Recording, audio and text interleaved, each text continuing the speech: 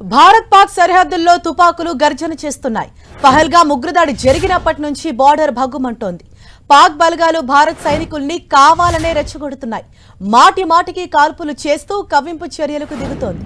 జమ్మూ కాశ్మీర్ సరిహద్దుల్లో ఏకపక్షంగా కాల్పులకు తెగబడుతున్నారు. ఇక మనవాళ్లు సైలెంట్ గా చూస్తూ కూర్చుంటారా? భారత సైన్యం పాక్ కాల్పులను ధీటుగా తిప్పికొడుతోంది. దెబ్బకు దెబ్బ తప్పదనే రేంజ్ లో ఫైరింగ్ చేస్తున్నారు. బుధవారం రాత్రి నుంచి సరిహద్దులో ఇలాంటి సీన్సే కనిపిస్తున్నాయి. 4 జిల్లాల్లోని వివిధ సెక్టార్లలో పాక్ సైన్యం కాల్పులకు తెగించారు. భారత ఆర్మీ కూడా అదే రేంజ్ లో తుపాకులతో సమాధానం చెబుతున్నారు.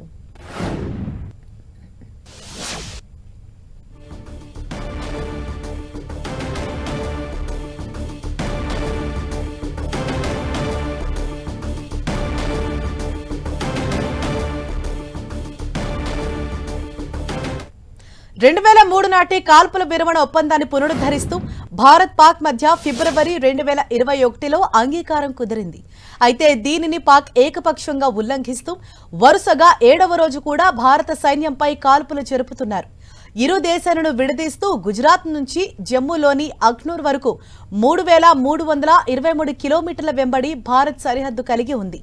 ఇందులో అంతర్జాతీయ సరిహద్దు 2400 కిలోమీటర్లుగా 740 కిలోమీటర్లు ఎల్ఓసీగా ఉంది.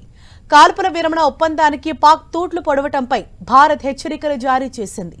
ఇరు దేశాలకు చెందిన మిలిటరీ ఆపరేషన్ డైరెక్టర్ జనరల్లు హాట్లైన్ ద్వారా మాట్లాడుతున్నారు. పాక్ కాల్పులకు తెగబడుతుండటంపై భారత్ వార్నింగ్ ఇచ్చినట్లు రక్షణ శాఖ అధికారులు తెలిపారు.